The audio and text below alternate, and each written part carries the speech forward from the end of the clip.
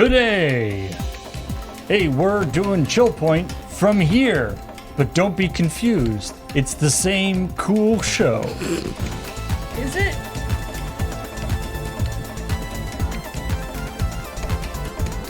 And the intro music is still playing. That's good. I need to go turn that off. Oh, okay. It's the same new show, but with some cooler things where we get up and stretch and press buttons. Look. It's Not perfect system. The computer, we don't actually have like a tech running this.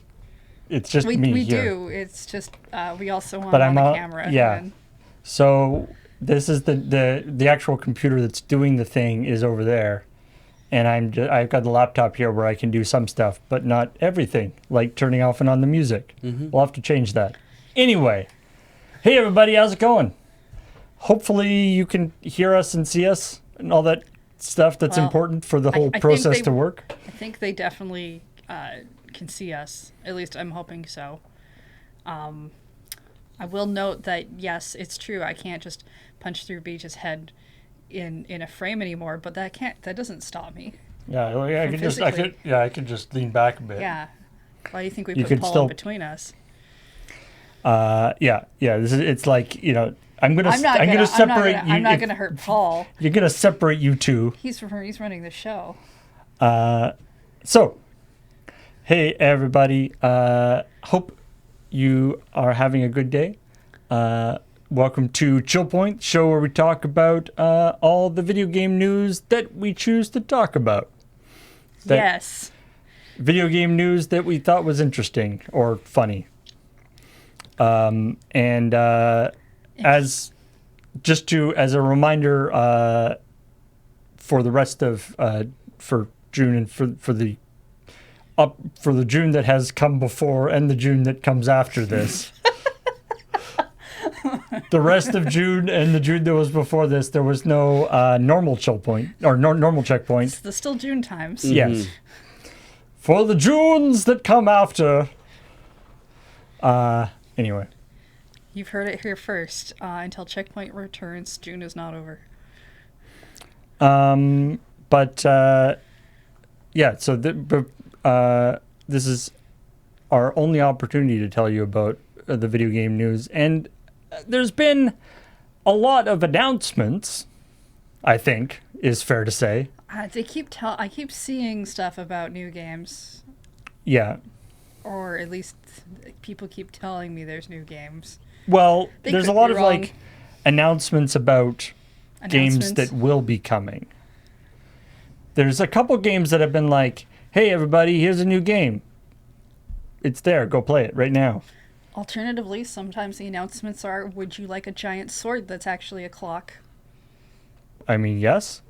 I didn't see that particular That was announcement. part of the Final Fantasy VII thing. Oh. There's like the big sword in the ground clock. And I would like it's the other to thing. I would like to subscribe to your clock sword. I should make a clock sword channel. That's probably just like that. I could definitely believe like an actual clock sword being a weapon in a Final Fantasy game. Like attempting, like there's gun swords, there's keyblades. Okay, but first of all, I mean that's Kingdom Hearts. Is it like the clock is on the sword as part of your weapon because you have some kind of cool time negating powers, or is it just more convenient for you as a hero to put a clock on your sword so you can tell what time it is? Yeah, it's like instead of having a watch, Yeah. you're like, what time is it? Because some of those Final Oh, I Fantasy see. characters have like a lot of bracelets and stuff, and maybe they don't have time for a watch on anywhere but their sword. Anyway, I guess we should talk about some. I mean, that was news, or that was the thing that was announced. In fact, I didn't mark it all because I got confused by it. But in that Final Fantasy press conference, there was a lot of Final Fantasy VII announced.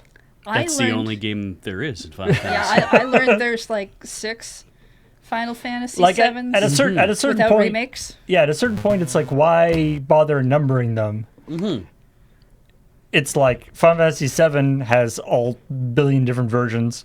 Final Fantasy like 11 and 14 are online. Like, there's no relationship between the Final Fantasy games whatsoever, and there's no indication that like except if there is. And going by the numbers is no way to evaluate in what order to play them, right, or experience them, or evaluate. Like, there's got to be a list, right? Like, someone's made a list on the internet that's here's the recommended play order of every Final Fantasy thing. And I'm assuming this is the clock sword order. A comprehensive list that also involves the books and the manga and the anime, which I've also found out exists as its stuff.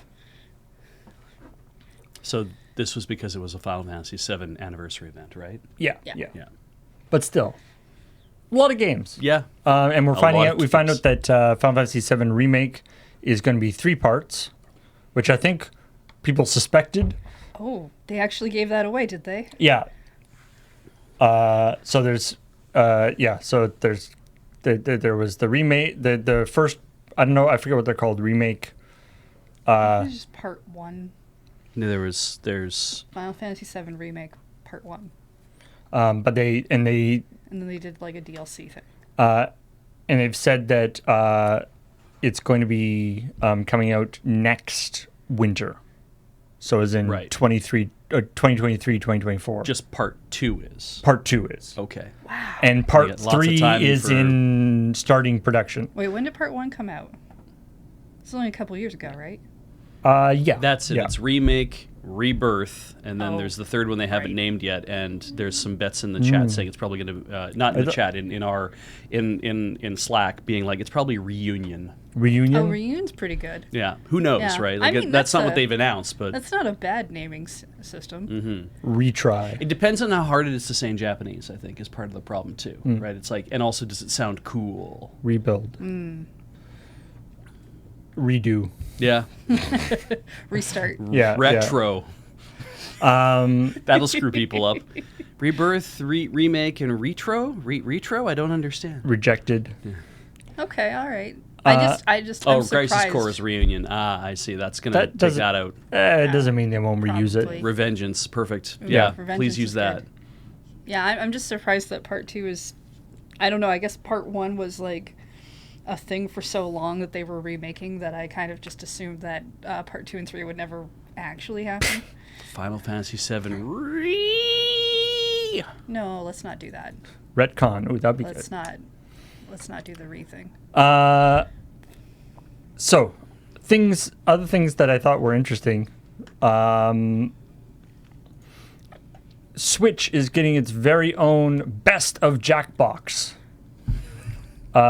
With the Jackbox Party Starter. Okay. So they watched our streams and figured out what games we like to play and put them all in one thing. Well, right? the problem is the games that we like to play are predominantly ones that play well on stream with lots of people. Yeah, so it's the streamer edition. I think that if that's what they've done here, then that's, let's see what's in the pack. Because if that's what they did, is they just made the streamer pack. It's called the starter edition. There's only 3 games in it, which seems a little anemic to me. Yeah, absolutely. That seems a little low. No Jackbox has only 3 games in it. And it's Quiplash 3, Yep. TKO, Yep. Trivia Murder Party 2. That's kind of... Those are all 3 things like, we those play. are that's a solid selection. And it's like the 3 aspects of every Jackbox game that comes into play. It's like it's the trivia game, the drawing game, and a very fast drawing game too. Like TK feels a lot faster to me than Champed Up is. And then like Quiplash 3 being like, and the one-liner game. Them making silly yeah.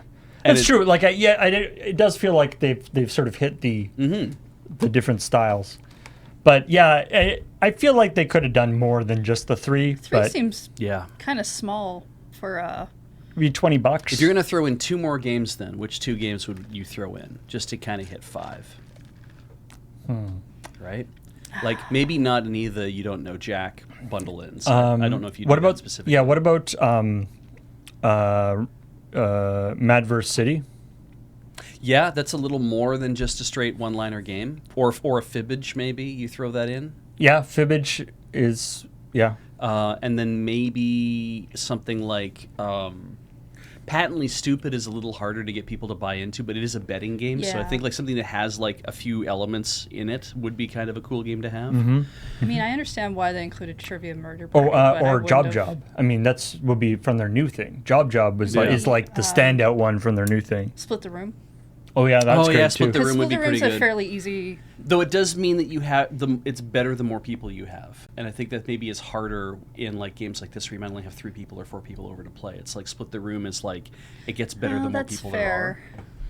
there are. But I can still see including it. It's a top-notch game that they make. It'd be interesting whether this will integrate. I mean, I'm assuming this will also still integrate with their web-based system, so Yeah. like people can join in on their phones. I would assume so. Mm-hmm. I still Although think, I guess you could like, also I know have this it- is technically a starter pack, so this is supposed to be like here's like maybe some top 3 games for partying. I still think they should make a streamer pack. It's like here are the games that we think work actually really well for streaming. or just like an a la carte. Well, some games you Jackpot. could buy. I You could buy separately. Like I think Drawful was a thing you could. Drawful's buy only separately. Drawful was only separate. Oh, Well, was it? Drawful 2 was only separate, wasn't it? The original Drawful was part of a pack, I thought. Yeah, maybe that's it. Maybe that was how they did it. But like, I don't think they've done ones that are like independent or part of a pack. right. But Yeah. but yeah, like a bespoke or just do it like DLC, right? Just straight up a la carte. Charge like $2 or $3 per game. Yeah. And do it. Because I mean, obviously, as a streamer, the thing that's most frustrating about Jackbox is having to like boot up all the different versions. Like, why not Yeah, have if you this want all to as do one this, game? yeah. Yeah. I really wish there was like just a back end Jackbox runner program. Yeah, there was somebody talked about there being like a program you can get that interfaces with all the other Jackbox packs. Yeah. To be like, I want to play this game, and then it goes ahead and it launches that pack and launches that game immediately. It's like, sure, but that's not what we're asking It's- for. I mean, I'm sure Yeah. on Steam that they've just kind of like they sell everything as a bundle, but I am a little surprised given the way video games work that they haven't been like, oh, buy the Jackbox Complete Edition that has yeah. just everything in it. What was the? Yeah, somebody made it like I have seen like somebody made like sort of a hacked app that basically runs command lines to activate different Jackbox things, but it's like not actually any better than just doing it yourself. Exactly. Because you still have to load the pack, and then you have to load. What was this? There was a headline to this article on Nintendo Life, right? It said, play some of the best Jackbox games with none of the filler. And I have to object to the none of the filler part, because I visited Jackbox Game Studios. And really? it's very clear. Graham and I both went there when we were both in Chicago that one time, and it was very clear to me that they work hard on every game. And when we get to see Trivia Murder Party 2 before it came out, which was very cool. And I think they showed us another one. I can't remember what the other game they showed us was, but we did get to see that one. They're like, oh, we're doing this. You can't tell anyone about it. It's like, fine. And then, of course, it comes out like a few months later. But it was very clear that it's like there's a lot of detailing about, okay, what is it that we're going to work on? What's the next idea for this game? How are we going to develop this thing? And it doesn't feel to me like any single game is like, oh shit, we need to put an extra game in so that we Yeah. can fill out the pack. It's like, no, I feel like mean- sometimes they're just like experiments. It's like, we thought this was a fun idea, and so we developed a game around it, and now we'll see if everybody else thinks it's fun too, right? And I mean, yeah, there's definitely some games that certainly for streaming purposes are kind of non-starters. Right. And I mean, But everyone's going to that's- have a game they don't really care for. Yeah. But that's not necessarily, yeah, that's not like an Right. objective truth that this I- is a bad game. It's I just mean, the article different. is just trying to be clever. What would be really funny if there was a game called None of the Filler. Yeah. I feel like that could be like a thing. That sounds like a game they would Yeah. make. yeah. But it definitely, I think, is a prevailing idea that it's kind of like, oh, some of these games are just not worth it. And it's like, I don't know. I think it's just that they didn't resonate with you or with other parts of an audience. And it's, I think that's reading deeper into a person who has to write like 10 I'm not articles. saying the person who wrote the article has fucked this up. I'm saying that I think there's an idea that it's like, oh, these games aren't worth it. I think that it's like, I don't think that's the case. I think there's people out there who like certain, like I really like the Alien game, the Spot the Alien game. Sure. I really like that, but we don't play that on stream anymore because by and large most people are like, I don't like playing that game, and it's like, that's fine. I like that game, and I think it's really well made. That's all. So I kind of would feel bad about somebody being like, "Well, that game's just filler." I'm like, "It can't be. They worked so hard on it. It has such such a I've just never style." heard anyone actually say that. I think it's true of a lot of things where people are like, "Oh, this is no good," and I'm like, "I think there's good to be found in it." Okay. Yeah. I do have one question, because this will get brought up in comments. You said that you and Graham went and visited the Jackbox Studios. Yeah. Did Graham do a vlog of that? Yes. Okay, so that's going to probably be on the vlog channel. Yeah. If you're looking, I'm we- not going to go I find it for I you, legitimately but- don't remember that you guys did that. Yeah, we when we were in Chicago, so the vlog basically consists of, hey, look, here we're at Jackbox Studios. Hey, that was Jackbox Studios. Because we everything- can't show you anything because it's all everything- under NDA. Yeah, yeah. I think that one was taken down. So there's Oh, no that's like possible, deep too. insight. You all have YouTube, you figure it out. Yeah, well, it might actually been taken down. It so, may have been. Yeah. I just wanted to ask that question now, Oh, right, before people before get people onto comment it. and ask, Yeah. because I like it when we can do that. All right. Well, speaking of things that have had a lot of thought being put into them, making them, All right. there's I always want to highlight this kind of stuff when I see it, and there's a 8-bit do 8-bit do.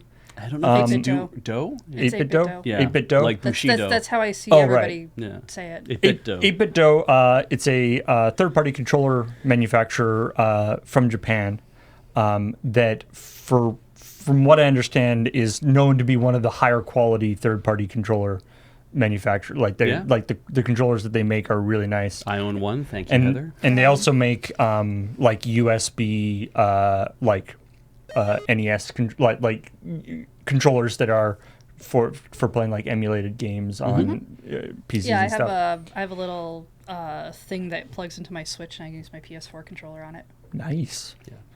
Yeah. Anyway, there's this neat story where they are bringing out a variation on one of their existing controllers, on the light controller, as a specifically for people with limited mobility. Cool.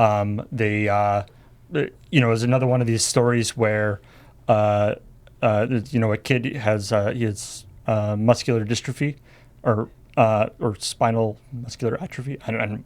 He is unable, can play some games, but especially like the shoulder buttons and stuff, he doesn't have the strength to access in the same way. And so his dad apparently did like some stuff with like 3D printing and tried to build some stuff, but he wasn't very good at it and stuff. And he contacted 8-Bit Dough to just sort of like ask them about their controllers and stuff. Yeah. And the main designer at the chief designer, Wailing Lee, from sort of took up this cause and adapted the controllers. And the controller looks like they didn't really show off the controller they ended up with strongly, but it looks like the controller they ended up with has it's got the normal thumbsticks and stuff, but instead of just the like cluster of 4 buttons, it's got the shoulder triggers also on the face of the controller. Yeah, they've added extra buttons to so that it's easier to access for if you don't have the controller, you can just do it with your thumbs or with whatever. So anyway, it seems like it's a really neat thing to help people out to getting more people playing video games, which is always great. And this I'd be interested to see whether something with the Xbox accessibility controller, which is that I think is a that great reference design they made. Yeah. it's a big thing that can connect to different stuff and things. So anyway, so that is just a cool thing. The funny thing is, though, the reason why we know about this is the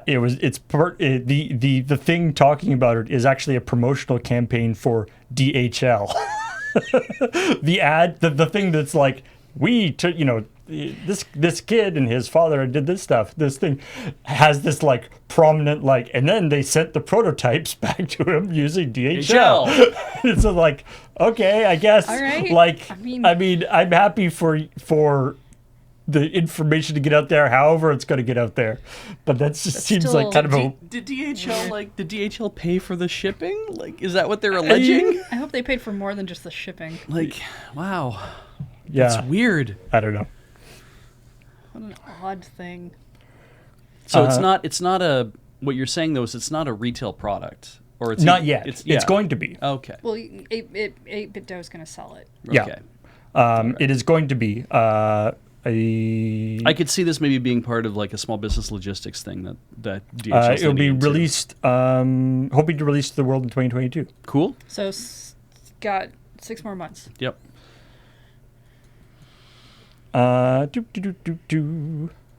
So, speaking of, we were talking about that there's lots of games that have been announced at various press conferences, but a lot of them are kind of far off. Like, they've been announcing a lot of stuff for, like, 2023, which is a little annoying. Sure, but it happens. But it happens. So, one of those games is Starfield, which is Bethesda's new game, which looks pretty awesome, actually. Like, it looks pretty neat. And people are kind of stoked about it. But it did get pushed back to 2023. It happens. Okay, sure. Yeah. But there's a recent interview, or an interview with Todd Howard from Bethesda. He's, I guess, the CEO of Bethesda. And he's talking about some of the other, and he's saying, don't worry. We know everyone, when they hear Bethesda, they're like, oh, you're working on a game. Is it A new Skyrim. a new Skyrim? Is it new Elder Scrolls? Is it new Fallout? Right. And he's saying, don't worry. We are current. So they've got Starfield. Okay. They have started production on a new Elder Scrolls 6. All right. Okay. They've started production on that. Starfield was announced about 5 years ago, I think. Yeah, I mean that's about right. Bethesda Okay. isn't known for like its really quick production schedule. It's fair. Done when it's done. Sure. And then he's like, and to get you really hype, Oh no. after Elder Scrolls 6, So in 5 more years. it's going to be Fallout 5. Oh wait. Which is they're like- going to start making Fallout 5. So 10 years. Which is like, so look out for 2030, I guess. Like, That's not. The post-apocalypse. Look, there's getting people hyped, but then there's maintaining hype. And you don't want to start hype too early yeah, because no one's really, especially if the thing that if it's going to be that long, it's going to be. That's It's not just the- hype. That's it's just just the like, idea- okay, it's good to know that I Yeah. guess we're going to make more, but that's like not hype. the idea of like, we're starting now. Starfield is going to be coming out, and now they're in the process of finishing up Starfield, and presumably part of the team then translates into the next game, and so Yeah. the idea that they're working on Elder Scrolls 6 is cool. But to announce or to say that the game they're going to be working on after Elder Scrolls 6, which presumably will have a quite long development time, to like say that now, it's good. Like, who knows what could happen? right. And also, Bethesda got bought in the course of in between when the last Fallout game came out. yeah. I have this, like, because we run into this with watching Nintendo stuff all the time, where it's like they don't talk about a game, they don't talk about a game, they don't talk about a game, they don't talk about a game, and then you get a direct where it's like this game will be out in 3 months or maybe 6 months. Right. Right. Generally closer to 6. Generally, when it's a big game. 2020 was a little weird, and Yeah. they shortened some of those. But there's that sense of hey, we're ready to talk about this game that's coming out in 6 months, because they've done it a couple times before. Most recently, Metroid Prime 4 being a real big Right. thing of hey, we're only bringing up Metroid Prime 4 just to let you know that yes, we are doing development of that game. But by and large, their stance has been, we're going to let you know between 3 months to 6 months, generally not longer than that.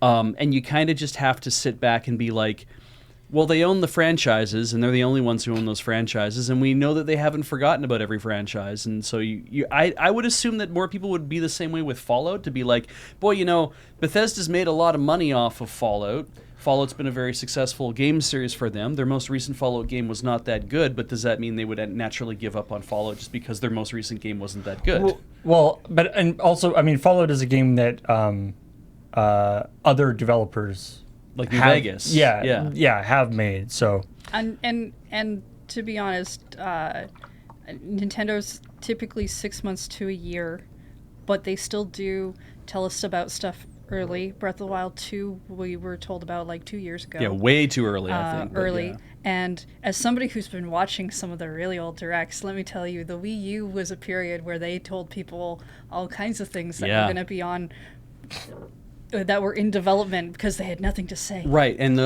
but the point there is that, of course, like, we know, like, it's like that's frustrating when that happens, because you're like, well, what does it mean? You're not even giving us the name of a thing. You're a new party game coming, right? And so I'm like, clearly, I think that, like, from my perspective with how Nintendo does things, where it's like, hey, we're gonna tell you about this stuff when it's coming out sooner, huh? Isn't that great? Sorry, Nintendo does. Hey, we're gonna tell you about some stuff. Yeah, okay? all the stuff's coming out soon, right? All I'm saying is it took them a while to get to that point. Right, and I'm just like, it's funny that other, like, but here we are looking at the opposite side of a thing, where it's like Todd Howard is standing up and being like, hey, guess what? Skyrim, the sequel, will be coming out after Starfield is made, but that'll be also when it's done. But then don't worry, because when that's done, we'll have Fallout coming out. And I'm like, when that's the impression you're giving people, to be like, wait 10 years for a new Fallout, I'm like, I feel like that would just anger a bunch of people. I guess that's a guarantee that there won't. I mean, I guess it's not. I mean, I guess it's not necessarily a guarantee that there won't be another Fallout by somebody else. For some people, right? They just want to know that there's something actually in production. Sure, that's good enough. The only people I really give a pass to are indies, because it takes them ages to not like have to find people who will invest, and they need people to know right away. And I still do find it frustrating to be like, Silk Song. And AAAs have their own problems where their thing is that if the game isn't the biggest thing ever and didn't take us hundreds and hundreds and like thousands and thousands of man hours to accomplish this game, then no one will want it, no one will buy it. So we better invest and put in all this money and make this huge, like, incredibly graphically complex and sound and gameplay and whatever else. And like, we have to do that, or else it's not a AAA game. The AAA game industry is overbloated, too expensive because they've made it that way, and they've helped make their customers think that. And even Yamauchi in 1996 said this was going to happen, and we all knew this was a bad idea, but here we are. Right, and so, but we're at this, to come back to the Todd Howard thing, it's like, I think that idea of we're doing Starfield, and now we have our next Elder Scrolls game after that, and then it's like, and then you have to wait even longer for the next Fallout game. It's like, man, Paul, like you say, there's no guarantee that somebody else won't say, hey, in the meantime, can we make a Fallout game? And maybe somebody will do that, is reach out to them, or Microsoft will say, hey, Bethesda, it's chill if we get another studio to make an interim Fallout game, right? Of course it's chill, because we own the company, so we're just going to say that it's okay that we do this. I think we have to put Fallout in the hands of somebody else for a brief period of time, and you guys can have it. You guys can make your big game the next 10 years from now. Generally also get help from other companies, like if they're under an umbrella, right? Like, you'd hope so, yeah. Bethesda might not necessarily do everything on their own. Yeah. Like, there's lots of Nintendo games where Monolith Soft helps with. Yeah, and Mercury Stream made games, and Gretzo made a game, lots of games. Yeah, but there's like other people as well. Like, it's not just necessarily those devs. They have people who might help with like 3D textures or titles or something. It's like modern movies, right? There's so many modern movies where it's like, this studio made this thing, but then you look at like the 3 or 4 other studios that are involved with making a thing happen. You're like, oh wow. So, yeah, it's like Obsidian made New Vegas, and everyone really loves New Vegas, it seems. Mm-hmm. That is the one that I hear people do like. I've personally not played a Fallout game. Yeah. Who's to know if Obsidian will pick it up again? Do they even exist anymore? I actually don't know, because they exist, but not. They exist in name, but a lot of the personnel are not the same. Okay. I mean, I just also think it would be funny if they picked it up again. They made a blockbuster Fallout game that everyone loves, and then Bethesda's being like, hey, we own the property, we make the main games, why do you love their games? It's like, I don't know, maybe they're just better at it than you. That would suck, right, to have that happen. Obsidian is also owned by Microsoft as well now. So Yeah, I mean, okay. the fandom will know these things, right? The consumer who just walks into a store and is like, oh, hey, a video game, Yeah. probably won't care. But Yeah. I've seen a lot of people within fandoms who are like, oh, this dev studio worked on that particular game, and so you know it's going to be this. Yeah. Or, like Paul said, Oblivion's not staffed by the same people who were there when that was made. And Yeah. there are people within fandoms who know that. Yeah.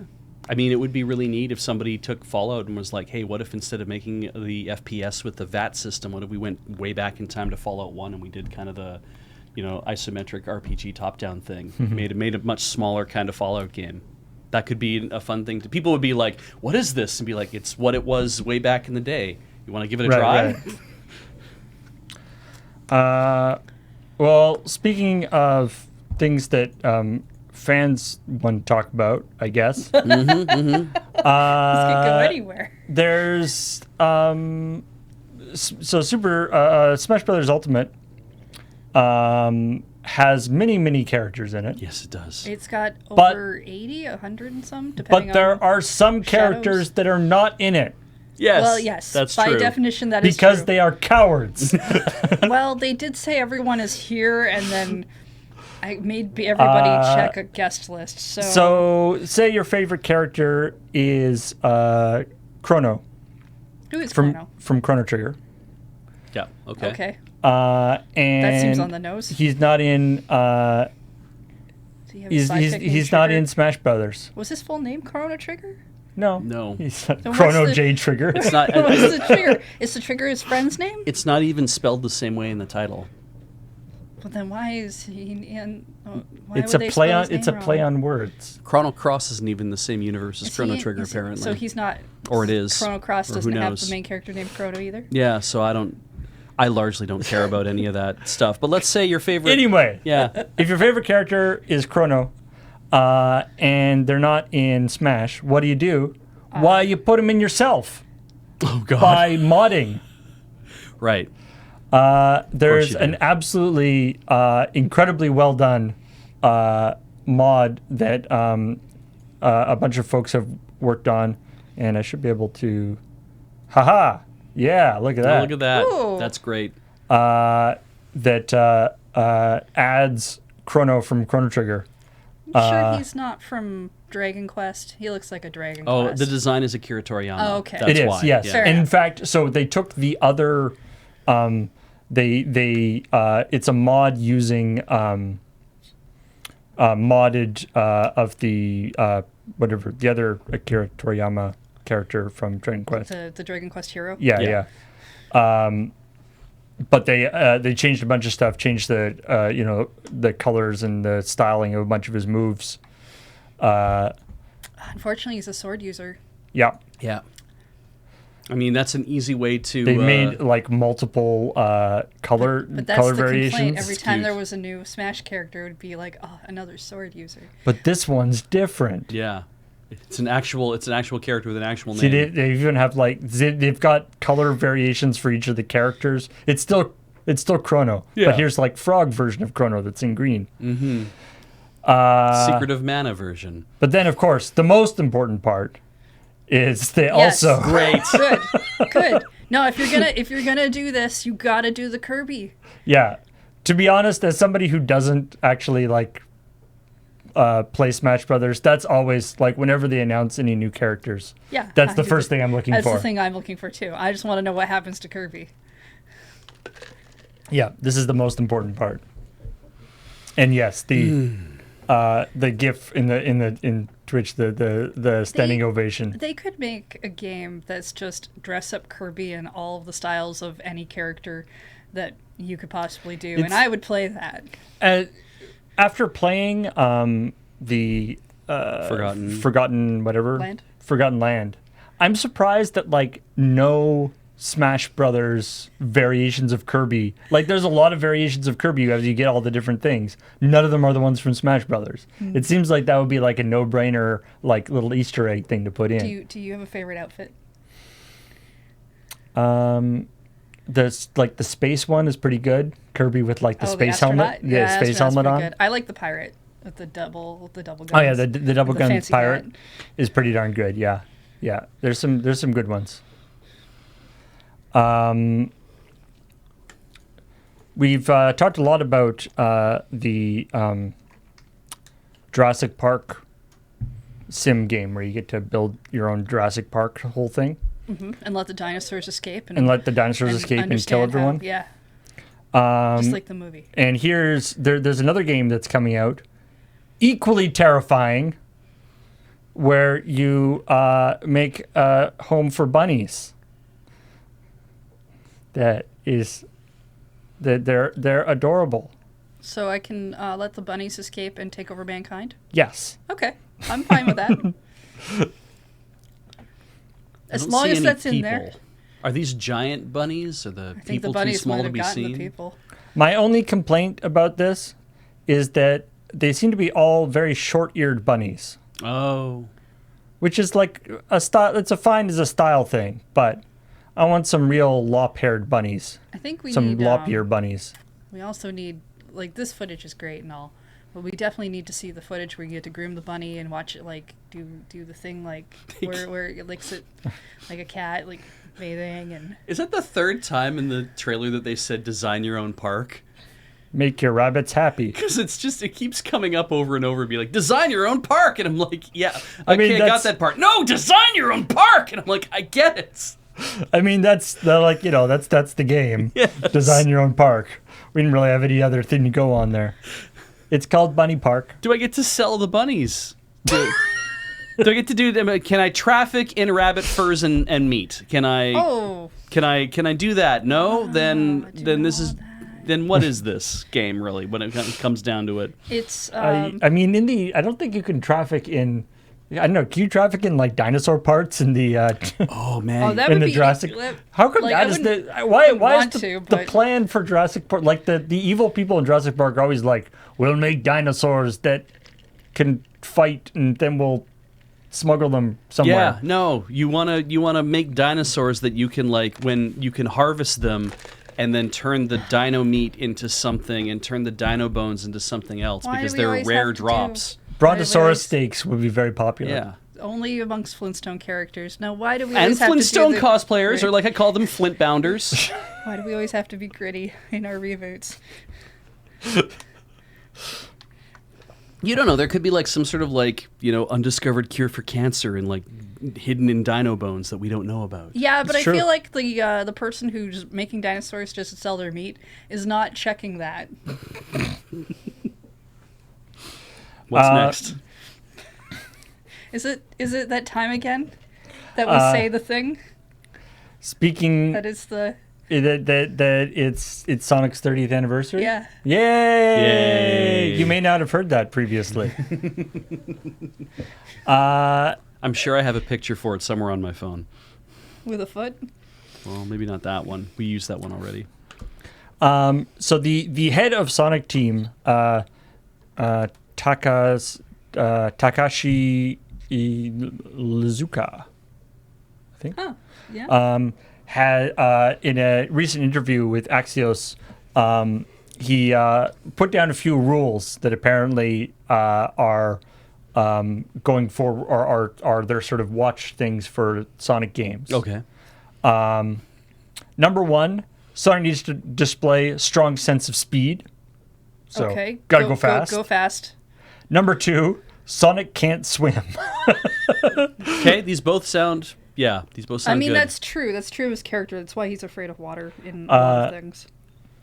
He went so far as to point out that Sonic requires the use of a flotation device in swimming events in the Sonic and Mario Olympic Games in Tokyo 2020. So apparently great. that is like an All right. established thing. You can get him into the water that Sonic can't swim. in an Olympic situation. You can get him into the water, but he still requires his water wings.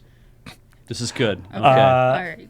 Say the third rule, which is technically not like a a hard and fast rule that the head of Sonic Team came up with. It was in response to a question from the interviewer. Okay. But in asking about whether he will be kissing any more human characters, speaking of gritty reboots, Yes. Okay. Okay. I've seen this headline. he says, "I don't think we'll be doing that again." So, however, though, that is what that does not answer is, can Sonic and Knuckles kiss? And if not, wrong, how many times? Well, I mean, Knuckles is not a human character. So Yep. kissable. Still open. Still kissable by Is Sonic. Dr. Robotnik or Dr. Eggman technically human? I think Because he I doesn't believe- look human in the games. I know that, but I believe he is, unless maybe you get like the partial robot, then maybe he can have a partial kiss. Can Sonic kiss the robot? So Which game sorry. was it that he kissed the human being in anyway? It was like that would be Sonic the Hedgehog, the 2006 BioWare game? game. No, BioWare was this was like a 3D Yeah, it was it was just Shadow the it was, Hedgehog It was time called period Sonic the Hedgehog, thing. so people call it Sonic the Hedgehog 2006. Yes, because you'd have to. PS3, Xbox something? 360? He gets transported to a land where he meets up with Princess Elise the Third. So we could probably also. I'm sorry if you were a fan of Princess Elise. She's probably not coming back. Yeah, oh well. Sonic Unless they 06. turn her into some sort of anthropomorphized animal. Right, and then fair game. All bets are off. Yeah, Or she gets or roboticized. bets are on. I think is It's fair. I think if she gets roboticized, she's still up in game at that point. Hot hedgehog snog. So yeah, the only thing I know about that Sonic the Hedgehog is what we did on Unskippable for it. Yeah. 'Cause- No, that's why I asked. I knew you had to know what game it was because of that.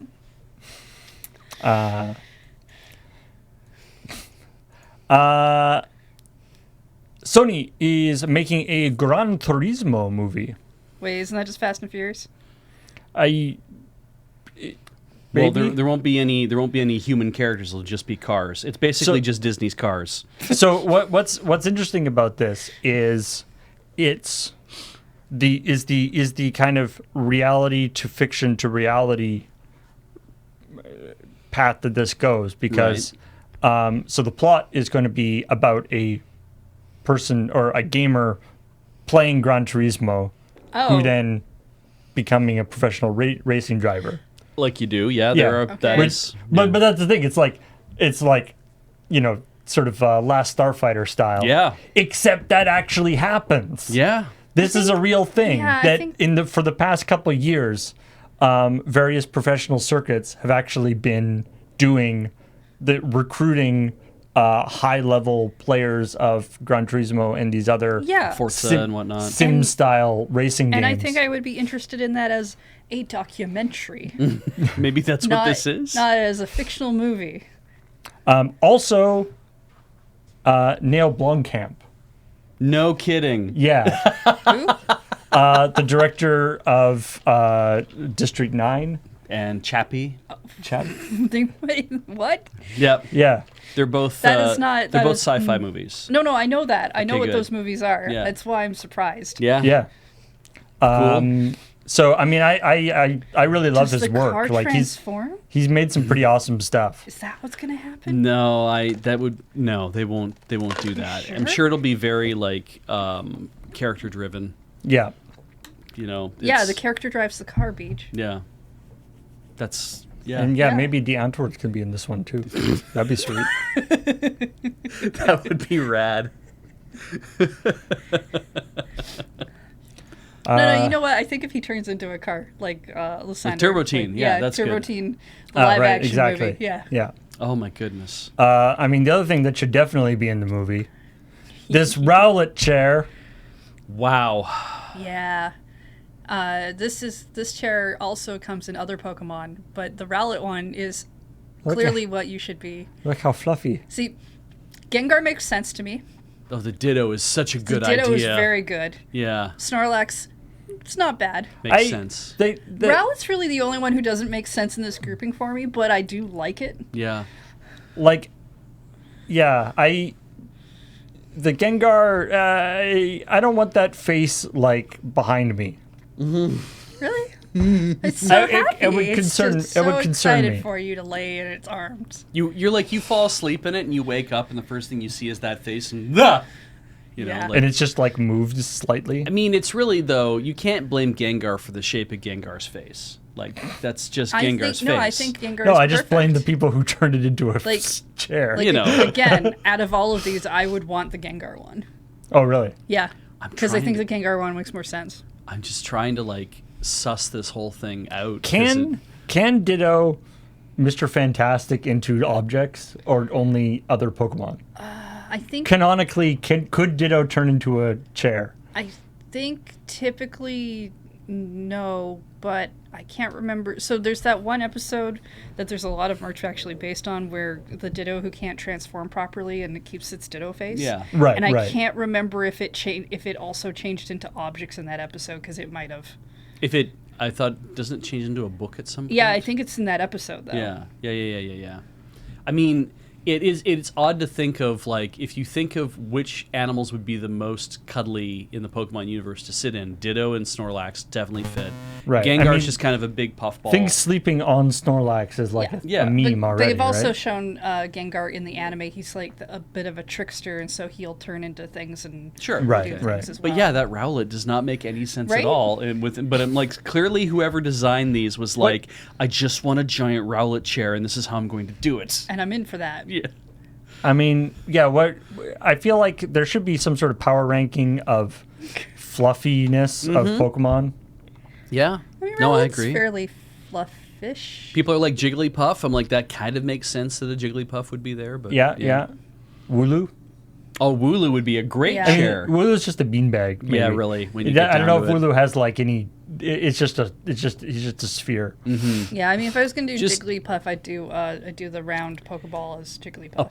Poang-shaped Mr. Mime chair. Where he's kind of just on his knees with his legs like behind kind of thing. Wow, and then you're his really into arms like nightmares that, today, and aren't it's just you? Like,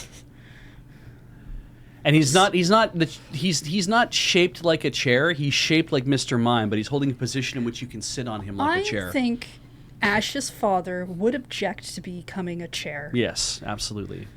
Stepfather, really. That's Or fair. maybe actual father. We don't know. We don't do really know. No. Okay. Oh, Mareep, yeah. This is Mareep's a little electrifying. You're my gonna have so much static electricity. girlfriend off and that. her 4-foot-long Mareep. What else you got for us? So there's been a lot of talk about various union-y type things in the video game industry lately, especially the Raven Software QA thing and a few other companies. Obviously, Microsoft is trying to do this big buy of Activision Blizzard, who Raven Software is part of.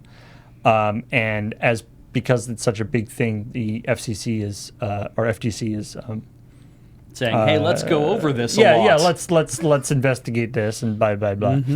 And so the Microsoft and the Communication Workers of America, which is actually the union that the Raven Software people Have aligned joined, with, yeah. joined have entered into what's called a labor neutrality agreement, which is basically a contract in writing saying that Microsoft agrees that it will not deter any union efforts. They will be neutral in regards to unions. Which, Okay. given the size of the company and given the amount of companies under the company, it's kind of like, yeah, because that's a lot of labor control. And so for them to basically make this essentially is like a pledge, right? It's to be like, we promise that if anybody wants to unionize, we're not going to do anything about it because there are tens of thousands of employees working for us ultimately. Right. And so, yeah, we're not going to get in the way of that, which is fine because it's like, as Temporally Rye says, Microsoft is totally going to comply with any federally mandated regulations, right? They're a big government software supplier. So it kind of makes sense that they might say, like, the regulations are that we're not supposed to get involved with saying you can't unionize. So we're just going to make this pledge to the CWA saying we're not going to do that. But there's but I mean, as we know from various other stories, there's all sorts of things you can do that are not illegal or things that are still problematic. So I mean, it seems odd to be commending a company for going we pledge to do nothing. Yeah. And yet we pledge to not pay attention to this. We will just we'll let this play out how it's going to play out. Yeah. But in this case, that's actually a positive thing. Yeah.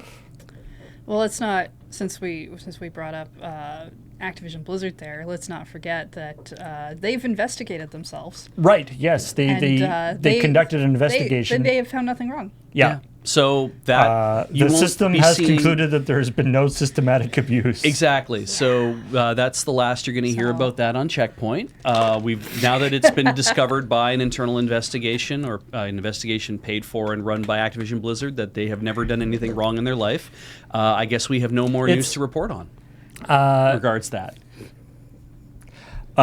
So they've said. There have been some substantiated instances of gender harassment, which is an interesting term, but I guess that's the terminology you would use now, I guess. Right. But there's no evidence to suggest that Activision Blizzard's senior executives ever intentionally ignored or attempted to downplay instances of gender harassment that occurred and were reported. It does, what that's saying is senior executives never did anything intentionally, that occurred and were reported. Yeah, we do know that their various HR things at Blizzard were sort of actively discouraging people from reporting things. Yeah. So there's that. Also, it can be hard to prove intention. Yeah. And that seems like a weird. This whole move doesn't surprise me. This is what any big company would do. And also the fact that they're there's no systematic abuse. They're kind of there's no sort of systematic thing that's saying this. It's when you get as far as to saying something like that, what you're alleging in the breakdown is you're saying that by and large, look, we have 10,000 employees, 15,000 employees. How could all 15,000 employees be encountering this kind of treatment? Yeah. They couldn't. It's only a dozen or 2 dozen or whatever it is that. They'll never say the actual number, but it's not a significant percentage, meaning it's not a single number percentage even, right? It's not statistically significant. So therefore it's not a systematic problem. It's just because the behavior is not endemic to the organization does not mean that it's not happening more than it should be happening. And that's kind of the thing, it should be happening 0 times. It's yes, but also it's happening way more than 0 times, not just one more than 0 times. Yeah, this based on the volume of reports, the amount of misconduct reflected is comparatively low for a company the size of Activision Blizzard. Wait, so we're not as bad as somebody else? Yeah. I mean, you'd expect there to be a lot more harassment in a company this size. Yeah. With this many dude bros in it, you'd think they'd be harassing people all the time. We're within parameters. The other thing that has people a little bit, I mean, other than the sort of obvious butt covering going on here, the other thing is that this is a SEC filing, by the way, or SEC, sorry, because of this whole investigation with the Department of Fair Employment and Housing and all this stuff. But as part of this filing, where they were talking about how they investigated all this stuff, they made sure to also have a big section about an unrelenting barrage of media criticism that attempts to paint the entire company and many innocent employees with the stain of a very small portion of our employee population who engaged in bad behavior and were disciplined for it when we got caught. They didn't say that part out loud. Yeah, they didn't say that part out loud. the DFEH complaint that started Activision's year of bad press contained allegations that were highly inflammatory and made for the press. It's like, yeah, they were highly inflammatory. Yeah, and because sometimes- you did inflammatory things. And the press a lot. were definitely drawn to them because it's like, this is some serious shit that's going on. We need to talk about Well, if this. you're not going to address it within your own company, where's that person going to go? Yeah. They They got to go somewhere. The person involved with conducting this investigation is a former, what did they say, executive or employee? I can't remember how they put it, but it's somebody who formerly worked for the Equal Employment and Opportunity Commission. Yes. Which was that federal agency that And filed a outs- lawsuit and then settled it for $18 million. Oh, really? Right, yeah. And they're the ones that show down with the DFEH because they're like, no, it's a federal issue and we're going to take over and anything you have to do has nothing to do with whatever. Also, I don't know if the idea that it's like, well, the higher ups at Activision Blizzard didn't, aren't responsible or didn't know about the stuff. Like, I mean, for one thing, a reasonably good chunk of the higher ups at Activision Blizzard are gone because they got fired in disgrace. Or they left because they're like, oh, I don't want to be here when this happens. Except for Kotick, of course. But you the heads of a bunch of the projects, of course, like Diablo and a bunch of stuff from WoW. Yeah. Anyway, there isn't too much more, like, there hasn't been too many like responses or anything to that, but I guess we'll see. That while that whole thing kind of trundles through the various. Yeah. I don't know whether the lawsuit stuff or the Microsoft buyout stuff is going to like start heating up faster. Like which one will actually kick in first? But yeah, I like the way Graham tweeted about it yesterday. I think where it was person finds empty sleeve of Oreo cookies, claims they did not. They found that they did not eat them while crumbs fall out of beard. Yeah. Anyway.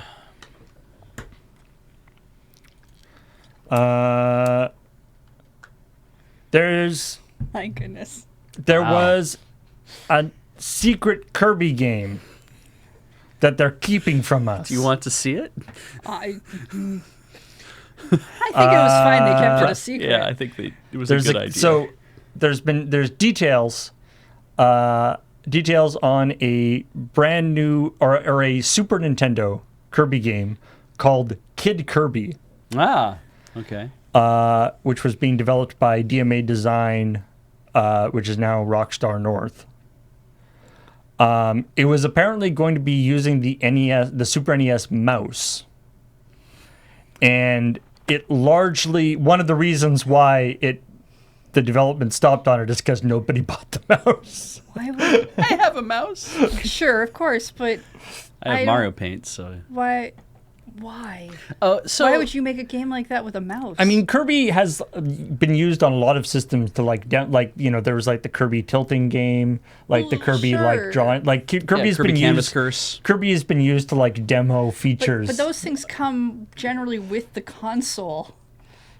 I guess. Well, like tilting, that's a gyro thing that's built into the console. Right, that's true. The Tilt and Tumble was a Game Boy game, wasn't it?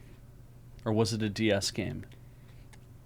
They would have put that in the cart then, though. Yeah, right. would've- Like yeah, it would've come wouldn't bundled in the wouldn't be cart. an extra thing that you would buy. So you'd Or have to like, buy- Rainbow Curse was a thing you drew on the Wii U Which gamepad, you already but had, again, yeah. that would have come with the system. Yeah. Like, You'd have to have bundled the mouse with the game.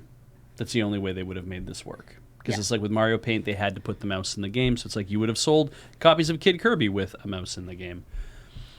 The stills we're seeing are definitely terrifying. This is not the most terrifying.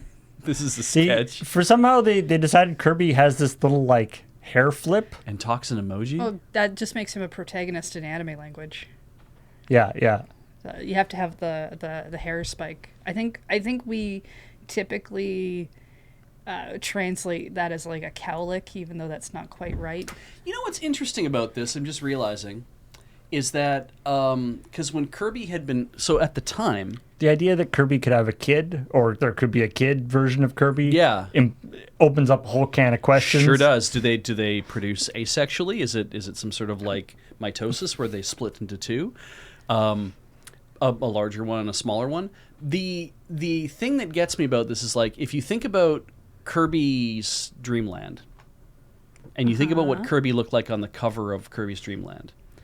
And how originally it's like, oh, well, he's a weird ghost thing, so we're going to color him white because there was no color in the game, and so they had sent off whatever, and whoever did the color for the American versions just colored him white because it's like, well, he's a weird ghost thing, so he's not pink or anything like that. And then like kind of the evolution of how Kirby looked in early days, it's like a lot of characters of any sort of cartoon character where it's like you see like a very slow evolution to like people are trying out different things and trying to see how they should make them Right, look. right. And this Kid Kirby thing also feels like that, where it's like this was the Super Nintendo era. All we had for Kirby was I think Kirby's Dreamland, Dreamland 2, and I think Kirby's Adventure for NES, and I think that was about it. That all had come out by the time the Super Nintendo version might have come out. And so at that point, they're like, we're still playing with his design. We still want to see what he can turn into. Nowadays, Kirby's kind of set. You can't do anything major with his design. And lose like you do the shove a car in it. Yeah, or the Epic Yarn thing, right? Like you could do the Epic Yarn thing was we'll make him out of yarn. But he was still basically the same shape. He's still the same shape. Yeah. He still evokes this is what Kirby is. Also, I was under the impression that Kirby is canonically a child, so I would really love us to not try to figure out how he had a kid. And sometimes, So you're saying Kid Kirby is just regular Kirby? Could be. I'm just saying that could be a relative, or like Kid Flash was not. Right, Was a nickname. I mean, have we ever seen another of Kirby's species? Is this actually? I believe. Could there be other Kirbys? The thing that you find that's like sleeping, with the sleepy hat, is basically what Kirby is. Oh, really? Or like under Meta Knight's helmet, like he just kind of looks like a Kirby. Like I don't. See, I think what was going on, especially because this is DMA Design, right? You say it's Rockstar North. Yeah. This is an American company making a Kirby game. I think what probably went on here was by and large, it's like we're exploring what we can make Kirby into, what Kirby can become, and this isn't a Kirby had a kid. It's like no, we're calling him Kid Kirby because that's cool, and he's a cool, yeah, that's what I mean. Like I don't think he's right? necessarily like Kirby's child or yeah, this is just that. like a different iteration of Kirby, a different interpretation. We're exploring what we could turn this thing that we haven't really solidified yet into something else, and maybe it's like Sonic the Hedgehog has undergone multiple revisions to his design over the years, and I think it's the same thing where it's like we have this amorphous blob, and what do we turn him into? Well, what if we add this, and what if we do this, and we take away that, and we do whatever, and what if we give him angry eyes all the time? What if we give him really happy eyes all the time? Like those kind of things. Everyone's trying to feel this stuff out, and ultimately, it's like. You have this company in the West that's trying something different. You can tell too that this is definitely a thing of its time. Do you have the picture of the screenshots anyway? What looked like were those actually screenshots that were heavily rendered screenshots? The renders here? Yeah. Yeah. Because I'm like, I don't doubt for a minute that this is what the game would have looked like in game given Donkey Kong Country. That this was like, this is what we were chasing for a while on the Super Nintendo was, we can't do 3D, but we can certainly do heavily pre-rendered like sprites that are all thing. 3D, right? That they look like they're all 3D but they're very heavily rendered, and so then we had what the hell happened to King Dedede? right. His hair kind of looks. Is this like Muppet Babies? Maybe it's supposed to be that it's Kirby Babies. That looks almost like a toy. Oh, this is Prince Dedede. Yeah, here we go. Oh, okay. So this is all. This sounds like a group that's trying to do second generation. Or this is like a prequel, like the Yoshi's Island, right? With like Baby Mario, right? Baby Mario Baby and versions. Baby Bowser and stuff. And this is what we were. If you weren't around for Super Nintendo era, that's what was like. You either got Yoshi's Island or you got Donkey Kong Country. It's like those were the two, because you had Clay Fighter and you had all these like very heavily rendered things, because we were all chasing this 3D ideal. Maybe I'm okay with the fact that I didn't pay attention to video games at that point. Well, At least not heavily enough to have that thought. speaking of video games that people are excited about iterations of, Ooh, how many numbers is in it? it has 4 numbers. Well, no, it has 1 number, but the number is a 4 Okay. Okay. because it's Diablo 4. Oh. Now okay.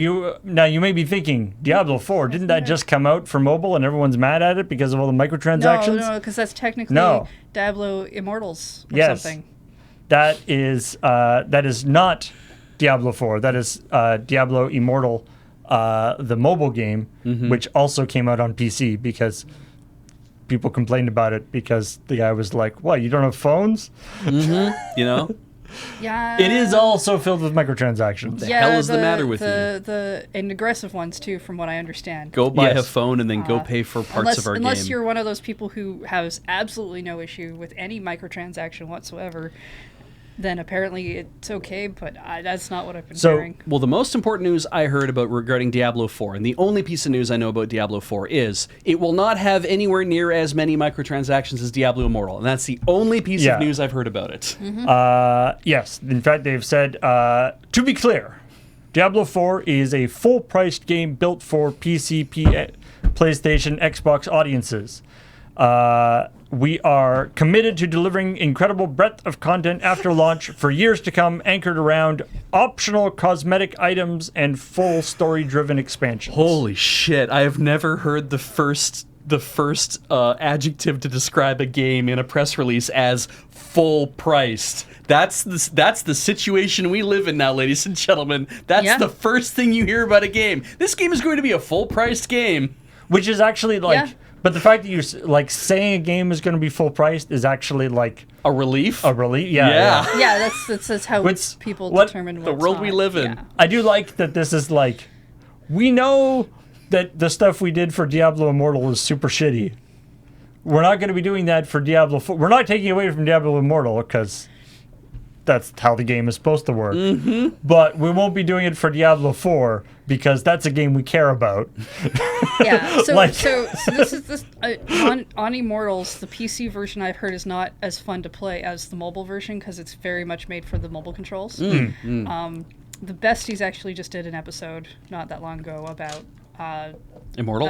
Immortal. Okay. And the moment that they said that you get there's like the free things that you can collect that are like these stars or something that you input and try to get a thing, and that has like a rating system that even if you get 5 stars, they're not all like filled in or something else. I was just like, no. Huh. No. Huh. This sounds real So yeah, real with heavy on. with all the on that. backlash with Diablo Immortal, they've had to just like come out and try to be as clear as possible that Diablo 4 isn't going to be like that. But there's just this idea that it's like, you know, they're not even pretending that like it's a cool experience. It's a what was it? It's a cool surprise experience. That was the surprise mechanics. surprise mechanic. It's a cool Okay. surprise mechanic that players Yeah. like. Like they're not even pretending Yeah, that. yeah, It's they- like they- and they- we're yeah, the doing players this. like- We're doing this crappy thing, but that's because that's how the mobile market works. Mm-hmm. So suck it up. But this game that's coming out is going to be good. I just love We're going to do it properly. I love the idea of the Diablo 4 team talking to marketing and saying, we need you to be very clear about certain things. And marketing's like, oh yeah, don't worry, we will be very clear about it. And it's like, yeah, we need you to throw Immortal under the bus as much as you can when you talk about our game. Please do that. And it's they're like, don't worry. They're like, Immortal is already way under that bus. It's okay. Yeah, we won't do anything to be mean about Immortal, but we will certainly say a bunch of things about your game that make it very clear that what we're talking about is... And I have heard people who have enjoyed the game. Yeah? And some people who are like, I don't have an issue with the microtransactions. Good for them, I guess. And And then I've heard the medium opinion of the game is fine, but I think it's too aggressive in its microtransactions. And then I've heard the people who are like, so I played it because we were talking about it on this podcast, and now that we're done talking about it on the podcast, I'm deleting it because I cannot have a thing like that. So take that as you will. Though I believe at this point, since it's a free-to-play game, if you're likely to play, you probably already have. Speaking of free things, but not terrible free things, Oh, okay. Assassin's Creed Valhalla is going to be getting another year of free post-release content, Wow. Including including the most recent one. yes, Okay. that is the Viking one. And this includes what? A roguelite-inspired Forgotten Saga, which sends Okay. Evior straight to hell. So it feels like so this is Hades. Yeah, they feel like they're kind of stuck Hades in the middle of the thing. I mean, Well, Hades is a they great game. They spelled hell with one L, so it's a little bit less of hell. Holy shit. So you take on waves of enemies in a variety of different locations of Niflheim that have been enemies that have been cast out by Hell herself. If I was Supergiant, I'd just be like, well, imitation is the sincerest form of flattery, so I mean, I'm again, flattered send that we you to won't be hell. making this kind of money. Yeah, I mean, to be fair, a roguelike set in Hell is not, like, unique No. to Hades. No. It sure but isn't. Hades is just very good. Yeah. And then they're also going to be adding more costumes and weapons and stuff. And the Tombs of the Fallen, which will be a whole bunch of new puzzle areas. Is that just like tombs of people who fall down a lot? Yeah. Clumsy people's tombs. Is Assassin's Creed Valhalla, is it an action game where you have to kill a lot of enemies? Or is it more of an adventure game where you're moving through the environment and combat exists, but it's not the primary focus of what it is you're doing in the game? I haven't played Valhalla, but if it's like the other Assassin's Creed games, it's probably closer to adventure. Okay. It's like how I think of- action-y adventure. It's like how I think of Prince of Persia, where it's like... Yeah. I mean, it's funny, the sort of DNA for the Assassin's Creed games does go back to like Prince of Persia stuff, Right. but then it kind of has evolved I imagine separately. there's probably some like action moments. Oh yeah, It's just- it does get quite actiony. Whereas, 'cause, like, and they've de-emphasized the assassinating part of the assassin, Okay. in the sense that like you have the current setup, you have to do more fighting than.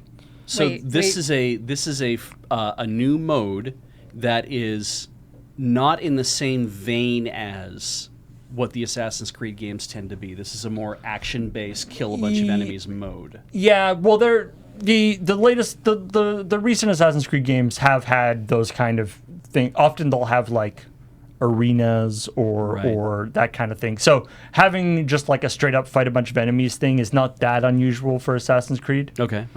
But yeah, there's sort of exploration and combat and stuff. But having a roguelike thing, like roguelite inspired thing, has not happened before. But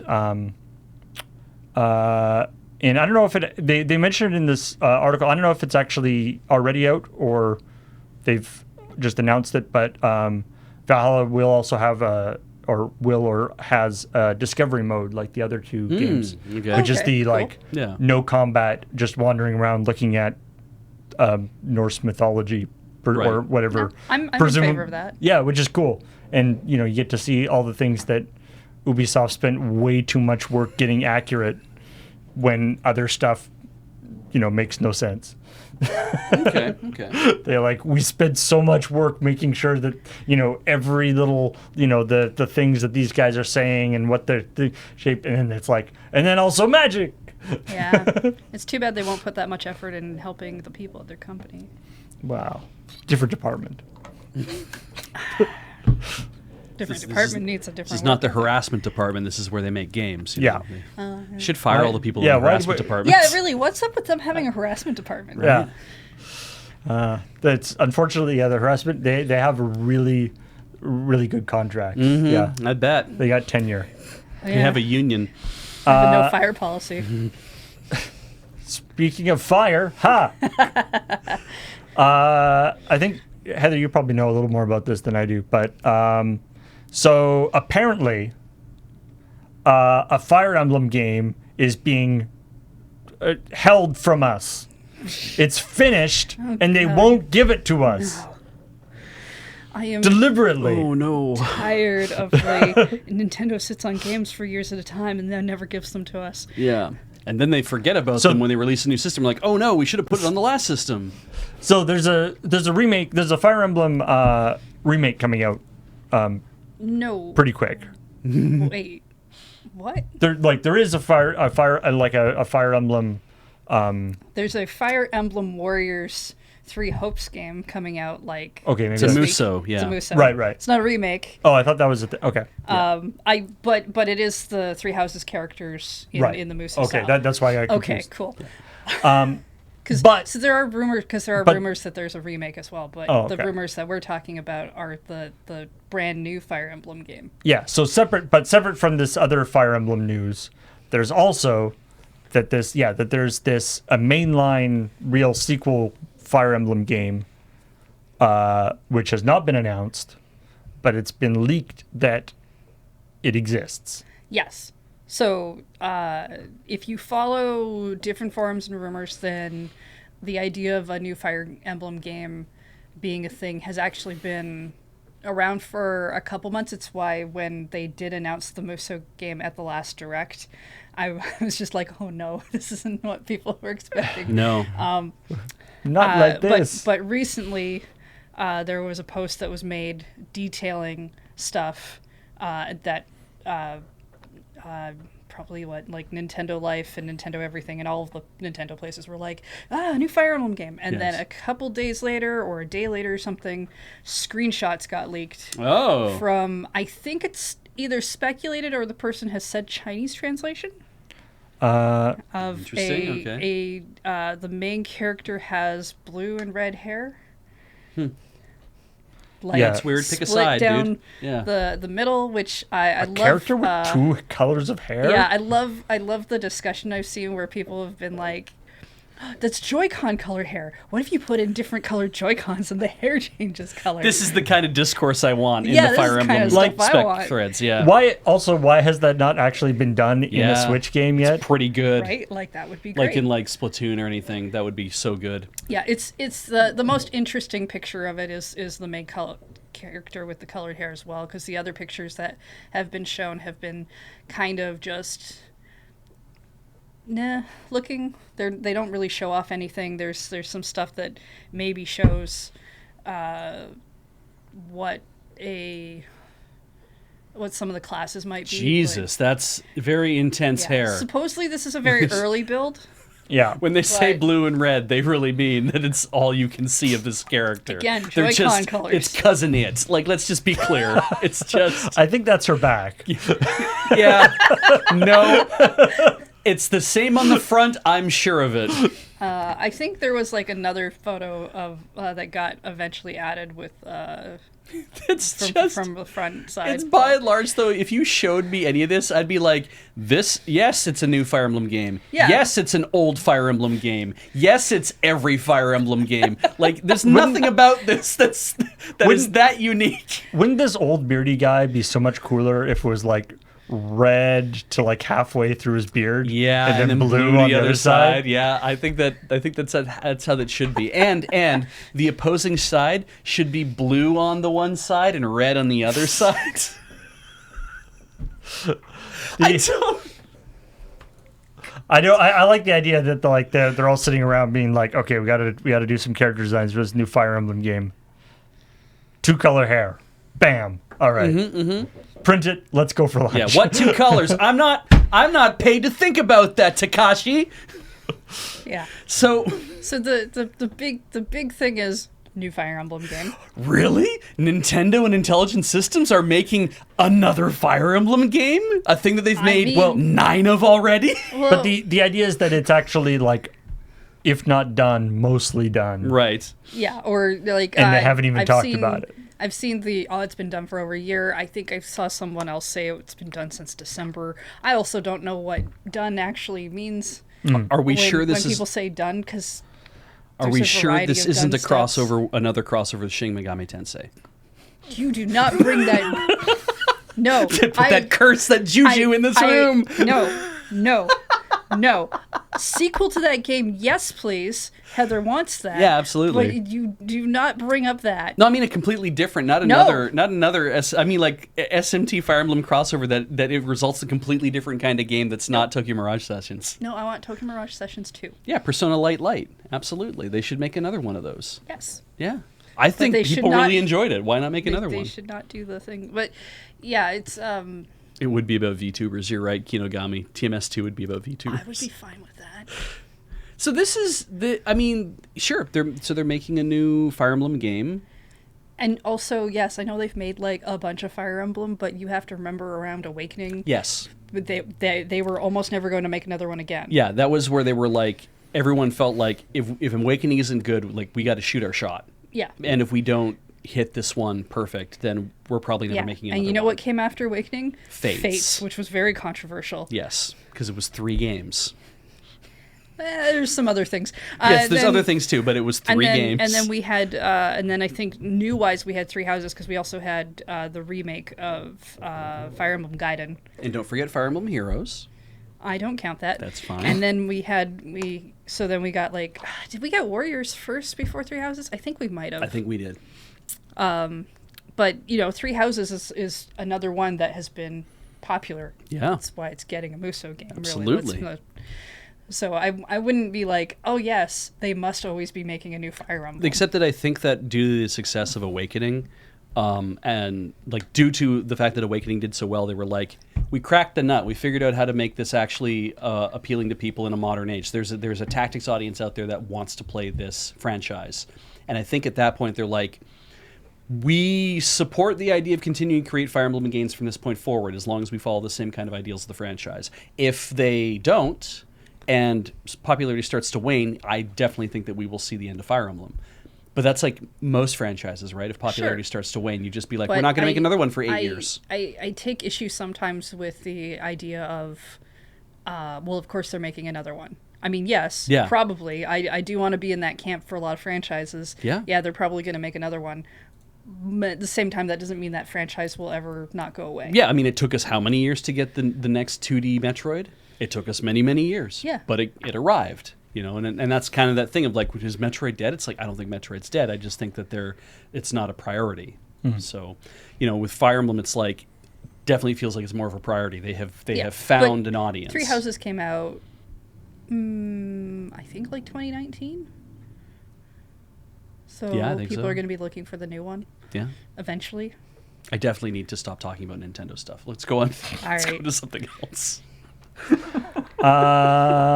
Let's talk about Exoprimal. I don't know what that is. Well, it's from Capcom, so It's it's not from Nintendo. Capcom. Okay, all right. It's a new 5v5 action game where Oh, right. it's Is it like a League of Legends style action game? I think it's more like Overwatch style, like sort of your two squads Okay. fighting each other with each have abilities and stuff. Okay. I mean, eventually someone else was going to try to make Overwatch, right?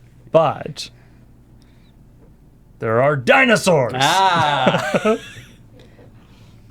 Okay. So it's like two squads, 5v5 fighting each other. Also, there are dinosaurs. They call it PvEVP. Great. Okay. So players versus the environment, but also versus players. Right. Okay. Okay. So teams of 5 race to complete objectives while also battling dinosaur hordes. It has one of the finest intro screens to a trailer that I have seen in a long time, where it just says, Wait, let me switch Yeah. over to the... so, we didn't get to see the part where it says the rating at the very beginning. Oh, Yeah. Yeah. likely Likely mature. mature. 17. Likely mature. It's like, we don't know. It's so we- probably going to be pretty mature. We though. know that you count on us to be likely mature every time you tune in, and then sometimes Exactly. we Yeah, aren't. you never so, get that. Yeah. This is the developer thing. So, but people In in the suit, okay. big fancy mech suity things. You'd need them to fight a dinosaur or be on a dinosaur. I mean, I would Oh, it's like- I would want a suit if I had to go fight a dinosaur rah. in hand-to-hand combat. My I God. personally would not want to fight a dinosaur as is. So you are fighting hordes of dinosaurs. This is Yeah. very Muso as well, it seems. But Well, it's sort of the like horde mode in Gears of War or whatever, that kind of the sort of okay. but then also you're actually ostensibly trying to fight the other players, but there's Right. just also dinosaurs. Getting in The your I mean, I guess dinosaurs it's keep a little getting in the bit way? like something like Dota or something where Wait, so we went to go have a fight with some other people, but we didn't notify the dinosaurs so that they wouldn't get involved. don't you that what hate it? happened? Don't you hate it when dinosaurs just show up when you're trying to have a fight? It's like dinosaurs, yo. Don't you just hate it when dinosaurs? Can we not have Just picked a different pouring in. location where Ah! It's just gonna be a pile of meat. we Like- parted the Yeah, dinosaurs? whoever teleported the dinosaurs is like, I did not think this through. You want to maybe I try thought- it closer to the ground? It's like I thought that was a mountain. Oh my Sorry, God. dinosaur. Great. So I hadn't seen that part What a of the trailer. lovely, absurd premise they've created. Yeah. Let's dump a bunch of dinosaurs here. Also, the only women in the entire game are all robots, so I guess if that's what you're into. Oh, this Oh, one's not good. a Hey, robot. there we go. There's a think lady character. Maybe She's doing push-ups or something. Good. And there's dinosaurs. Yeah. They're probably This ladies. could be ladies. They're all females because, but they might spontaneously switch sex. That's true. Yeah. I think that's a different game. Rah. And as always, dinosaurs aren't actually, scary enough.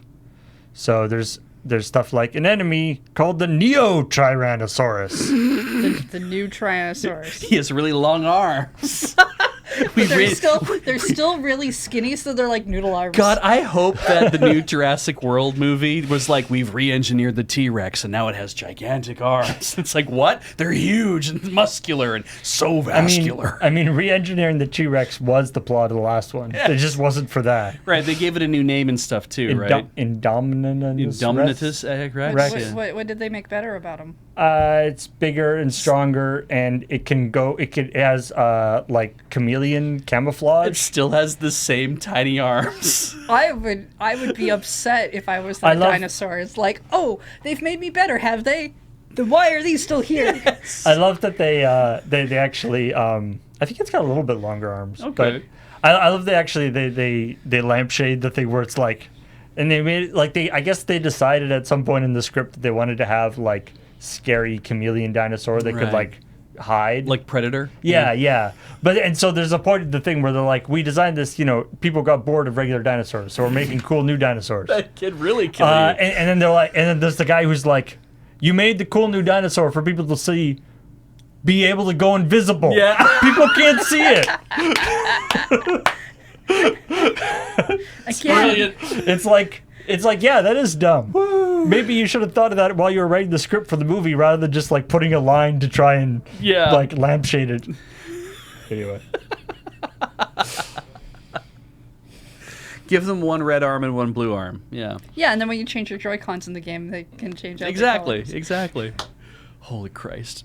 They should because there's that weird that's like a random little like factoid about the Switch is that the Joy-Cons have little chips in them that tell the Switch what color the Joy-Con is, Yeah, and which is almost never used. Like it's used for like it's the used in, config screens. Some of the in a couple of Pokemon games in your house. Yeah. Supposedly the Joy-Cons will be the same colors as. And like what you're config screens, using. sometimes it shows them in the right colors and Yeah. stuff. But it's just like one of these weird little things that it would be neat if they used more. If you unhook the Joy-Cons, their arms fall off. Yes, I hope so. That's good, yeah. Yeah. No one will play docked ever again. They turn invisible.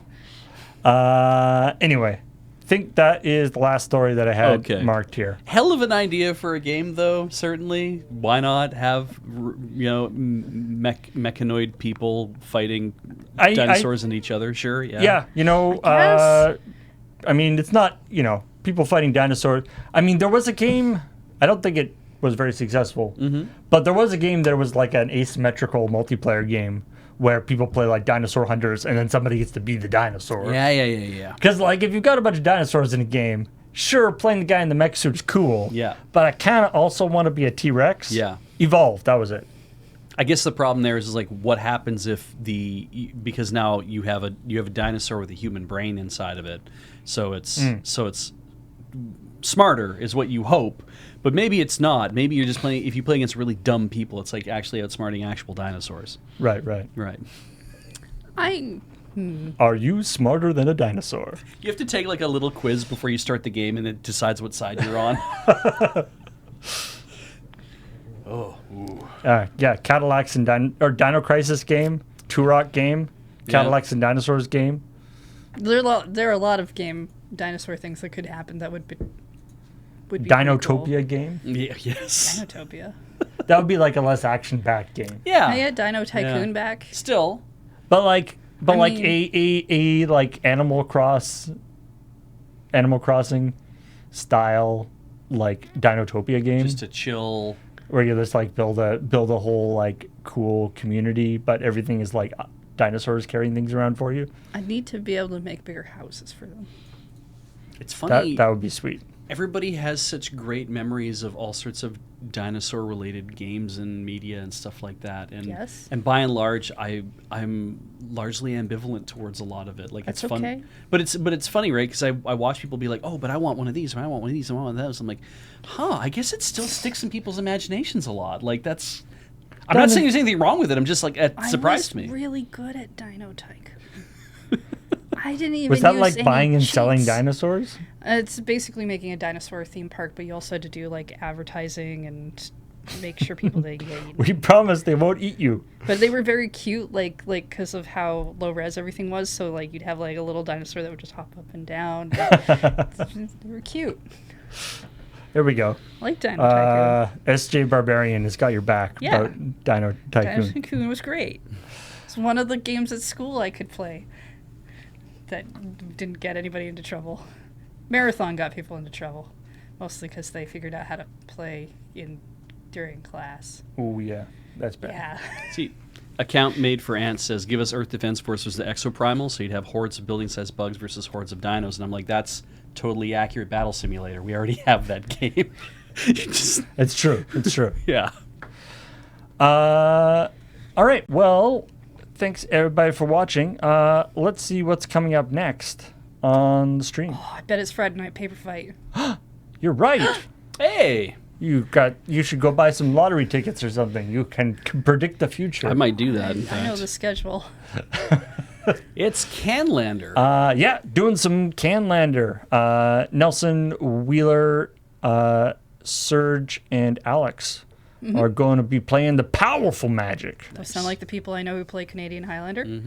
And then, if you haven't got enough of Bija's hot takes on Metroid Other M tonight, I hear you're like almost you're getting there on terms of finishing it.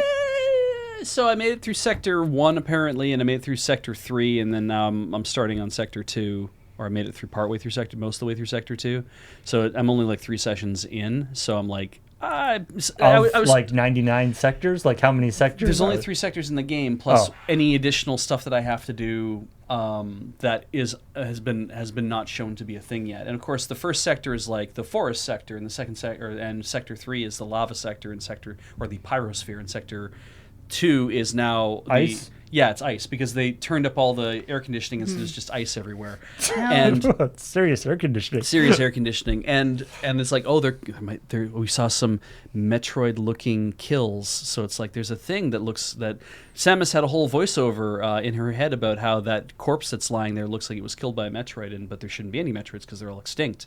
Because why would they be on this ship? And like, I don't know, because you just found out that the Galactic Federation is doing illegal bioweapon modification on the ship. Why would they have a Metroid here? Who knows why that could be? So, it's. I mean, I have a question for eventually you. it's always always Metroids. Well, otherwise the name wouldn't make much sense. I no sense at have all. a very serious question for you. Yes. I know that you like to 100% Metroid games. Yes. Are you gonna 100% this I'm one? going to do my damnedest. The nice thing in this game is that when you go through an area, okay, when you defeat everything that's in a marked corridor, you will hear a chime, and your icon on your mini map will flash to let you know that it's like you have cleared all the enemies in this area, right? That's not bad. And then if there is a thing you can pick up in the area, like a missile tank or whatever, it'll put a blue dot on the map to say it's over here. Try to find it. So I the mapping at really least is like trying. it. Yeah, I really like it when there's like some indication of, even if it's not like super precise, but it's like there's something around. I like to think that it's a sense of like the suit passively can detect that there is stuff in the area that will benefit the suit, and so it says there's something around here. I know it's around here. I'll put it on the map. It's in this rough area. Please go find it. But it doesn't know where to look, right? Now, does this have like the kind of like shine spark bullcrap that's in some of the other Metroid games? I have literally unlocked my speed booster last night, and part of the speed booster thing right underneath it in the thing is a plus, and it says shine spark next to it, and I have unlocked it immediately. This is the first time in a Metroid game They've actually said shine spark in the timeline, like in terms of how they've been coming out. This is the first time that shine spark was, as far as I can tell, was mentioned in a Metroid game, like right in the game. And it tells you how to do it. It's like, and it's very easy. If you want to use your speed booster, all you got to do is push in one direction, and eventually Samus will get up to speed. You don't have to hold down a button for speed booster. You have to do anything else. She just starts moving, and eventually the jets kick in. She moves a little faster, and then the jets really kick in, and speed booster launches. And then if you want to use shine spark, you just hold down the 2 button while you're moving, and then it tells you, and then press the direction that you want to go, and release the 2 button, and you will fly off in that direction. I completely forgot the Wiimote has a button labeled 1 and 2. Yeah, it's wild. But historically, in terms of 100%ing, some of the there's some of the bull honky that you have to do with going through all sorts of stuff with the shine spark or with various other like weird like wall jumps and like Dread had a lot of that. I noticed there's like a few things you had to learn how to do specific actions. This thing, it literally is like it puts a speed booster thing on the screen, says use your speed booster by doing this, and you start running and running and running. And then when you get to the end of the corridor, another thing pops up and says shine spark to do this, do this. Why am I doing that? Because when I go through the next door, I better do it immediately because I have to leap across a cavern. Oh, okay. And I'm like, oh, you built it into the game as a thing you must do to finish the game. Yeah, interesting. Yeah, very wild. Anyway, I like it so far. Like gameplay wise, I'm liking the gameplay aspects of it enough. I died 12 times on a single boss, which I don't like, but it's like there's changes I'd make, but I think it's not bad. I think Team Ninja has been sort of unfairly maligned. Well, no, they've been like, we did all the gameplay stuff. The story wasn't us. Yeah, no, that's definitely... I don't think anyone's going to claim having done that story. Yeah, that has come up in the chat. Yeah, weirdly, apparently nobody did this story. Yeah, I think nobody will admit to it. 40 to 50 times in the chat has been pointed out that Team Ninja made the game, but Nintendo's responsible for all the other stuff in the game that you don't like. And I'm kind of like, is that a fact? Is that a fact, or is that just what somebody has said? Is that what's been reported? Like it keeps. Let's not get right? into that. It's now. an argument. So he I'm has like, to play never this mind. game on Saturday night as well. So Fridays and Saturdays. Friday, 9 o'clock. So Saturday at 9 o'clock. Tomorrow at 9 o'clock, and then on Sunday, Rhythm Cafe Hatsune Miku Project Diva Mega Mix. Yeah. This is by Heather's special request. Is it special prodding? Ian doesn't actually like Hatsune Miku as much as I do, or possibly at all, from what I can tell sometimes. Maybe that's my fault for keeping bringing it up. Who knows? He gets to choose a game, and you get to choose a game, and he gets to choose a game, and you get. There's a give and take there. Depends on the month. Sometimes if I'm having a busy month, Ian will schedule everything for the month, and sometimes I'll schedule everything for the month. The important thing is we're going to play with motion controls. Ooh. Yay! So you can like dance. It's the Switch version, and I don't know exactly what that's like yet because I've been avoiding opening that section of the game. Then is this your card? Wheeler's going to be playing the Yu-Gi-Oh! Master Duel. which apparently he enjoys playing. Great. Can't Draw Horses Club. Corey, she said what she was Right. doing. I'm trying to think. I know she said Oz was there. Star Wars. It was a Star Wars thing. Right, they're going to be drawing Star their, Wars OCs. They came up with Star Wars OCs the last time, and they're going to be drawing more of their Star Wars OCs. Yeah. Nice. Okay. Yeah. And then, Right. speaking of things Ian wants to do, on Crossing the Streams, Power Stone 2 is what they're going to be playing on Dreamcast. I don't know who all is going to be on that stream. Well, but apparently it's not Adam because he only found out last night when Yeah. we said this. And it was he was really like, "What the funny." hell? Yeah. You guys are playing a fighting game without me?" Yeah. To be fair, it was a last minute switch Yeah. from what I understand. So I don't think he knew. I'm sure if he Showed up. if he just jumped in, they Yeah, probably they'd wouldn't let him mind. play. And then 9 o'clock, Ocean Block, where they're building stuff in the ocean. Talking Sim. Ooh. Nice. Wow. Pokemon Legends Arceus. Right, that's right. They're not done Disco Elysium, but Cameron's going away. Oh, right. So Corey's gonna, yeah. Corey's some going Arceus. to be talking Pokemon. Poke those mons. I need to finish that game. I'm like really into the end game area, but I've been playing Hatsune Miku, so. And let's nope, they're going to be playing The Quarry. Oh, good. Or the Quarry. The Quarry. Quarry, I'm yeah. very glad because I've seen so many people asking if they're going to play this game. Well, they're finally done Bloodborne. So Oh, I know, Good. but they've been like, I think the Quarry's fairly new. yeah, I think so. Yeah. And the moment that got like announced or something, I've just seen comments everywhere being like, "Are you going to play this game? I hope you play this game." I mean, isn't this just more So- Minecraft? I hear it's good. I don't play horror games, but I listen to other people talk about games. You can catch all the rest of the stuff in the schedule at Loading Ready Live. LoadingReadyRun.com/live. Thank you. Yeah, I say it for all the other things. I get Including, right. you can see Bija's streams on there now because I extended it to 10 p.m. And next time I'm going to put them up into 1 a.m. And I will not extend it for that. Let's thank all the awesome people who subscribed during this stream. This new experiment in Let's find out. if it stream works. format. Let us know in the comments on YouTube if you're still here. If you liked this way of talking and doing it, or let us know in the Twitch comment. Tell me what Yeah, your you can write favorite down. video game is in the YouTube comments. And also thank you, Too Many Knives. I guess it would go to you next. Oh, Wampax, 97 months. Deno Phase for 27 months. Viowoff for 25 months. And yet, the Armadillo, still here for 48 months. Spider Egu for 5 glorious months. And Doc Laser for 38 months. Thank you very much to all you awesome people. And also the Great Weirdling with the 51 bits. Yeah, thank you. All right. Well, I think that is it for this stream. Tune in just a little over an hour for LRMTG. Friday Night Paper Fight. Oh, looks like Fairbender sent some bits that didn't show up on the thingy. Oh no. Oh, well. Thank you for those, Fairbender. Yeah, those 10,000 bits from Pharaohbender. He just likes to make up numbers. Mm-hmm. I mean, roll with it, Sure. Pharaohbender. Just take the win on this one.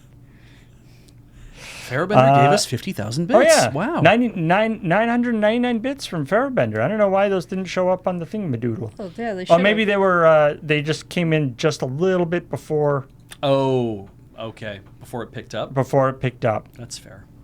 But Oh, I see. Yeah, at the very yeah. beginning of the stream. Yeah, come back for some Canadian Highlander. 999. That's a pretty interesting video game. So, thanks everybody for joining us. We will talk to all y'all later.